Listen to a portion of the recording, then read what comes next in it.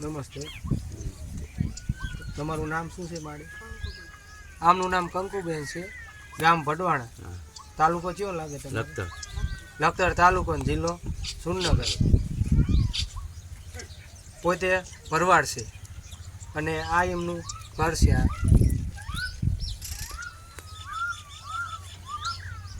ઘરને રહેવા માટે આશરો નથી અને પોતે સાવ ગરીબ માણસ છે. અને એમના તમારા ઘરવાળાનું મૃત્યુ કેટલા વર્ષ પહેલાં થયું?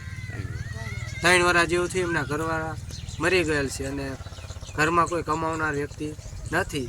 પોતે પોતાનું ગુજરાન, આ જે ગાયો છે 2-3, એ ગાયો ઉપરથી પોતાનું ગુજરાન ચલાવે છે.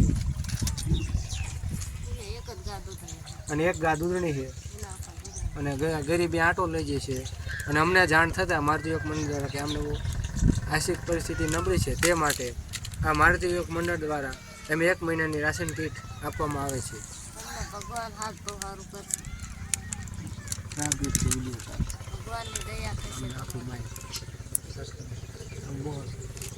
તમારું ગુજરાન તેમ કઈ રીતે હકો એ બધું બોલો. જે તે ગાય માટે ગા ઉપર બધું બોલો. ગા ઉપર હકું એક ગા દૂધણી છે. નાના નાનપણ ઠંડા ગાળું રેવા ઘર નથી. સિંગલ પટીને રહેવું ઝૂંપડું આવે. વરસાદ આવે, વાવાઝોડું આવે તો એક ખાટલામાં બેસી અને મા દીકરો ખાઈ જાય. અને આ કોઈ ભરુવાળા અમને ટિફિન આપી જાય છે. પછી આ ભણેસી રાતે ઘડીએ મૂક્યા અમે નોંધારા. મારો કોઈનો આધાર છે નહીં. ભગવાન માનવી તમને અમે જો અમને કોઈ આશરો કરી દેતા હોય કોઈ અમને થોડું. પછી આ ભણેસી હતી અમારા કોઈ આધાર છે નહીં. નાનું છોકરું નહીં. ભરુવાળો જાગે તો અમને ટિફિન મોકલાવે. મારો નાથ એમના વિદ્યામાં હશે એવો અમને સંકટ પડી રહ્યા છે.